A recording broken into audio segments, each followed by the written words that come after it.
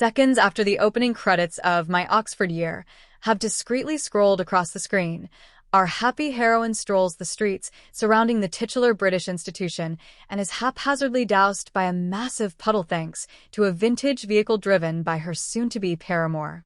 This klutzy comedic moment, endemic to the rom-com genre, unfortunately doubles as a fitting metaphor for the viewing audience, as the ensuing shenanigans make us feel pelted by that same gutter water time and time again.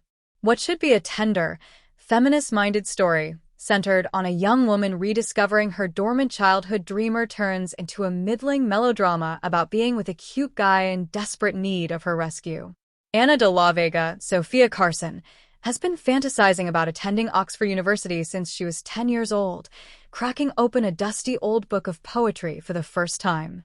Even before her face appears on camera and the narration reiterates what's already been shown, it's clear that this type A personality has built her entire world around this milestone adventure, reinforced by meticulously curated context clues, which include dog-eared copies of Austen, Fitzgerald, and Bronte's works, as well as a diploma from Cornell and other framed honors.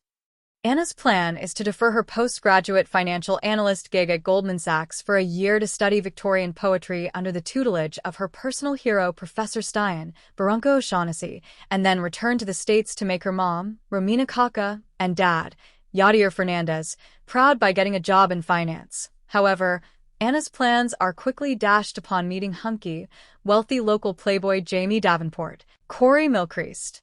Their chance, embarrassingly adorkable meet-cute in a fish and chip shop leads to fate pushing them together again in the classroom when Jamie takes over teaching duties on the first day.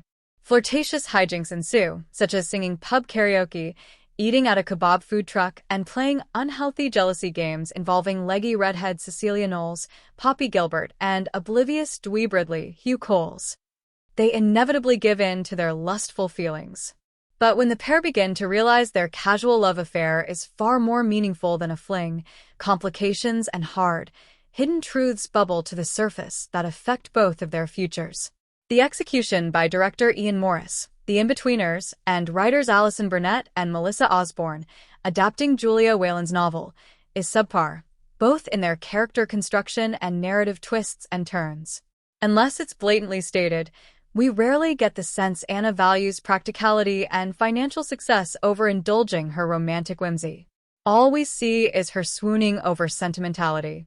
It's not far-fetched to wonder how she compartmentalizes pragmatism and passion, allowing her ambitious drive to take a back seat to love. The filmmakers had ample opportunity to establish and better integrate Anna's inner push-pull as a first-generation American daughter of immigrants, searching for a balance between her heart's desires and her parents' wishes for success, yet they falter.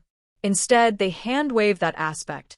Rather than exploring Anna's complex conundrums after she acclimates to her new digs, with lame fish-out-of-water gags galore, and start sleeping with Jamie, they allow his conflicts to take over the film, eclipsing her struggles and dwarfing her significance in her quest. His familial strife dealing with his disapproving father William, Dougray Scott, and denial-riddled mother Antonia, Catherine McCormick, is given priority around the midpoint and doesn't let up until the finale. There's a predictable outcome as well, made worse by contrivances where circumstances are problems until they're magically not, lacking satisfying emotional resolution. Anna puts herself in a subordinate role as a tool used to mend Jamie's family's fissures, allowing him to experience a greater arc than her own.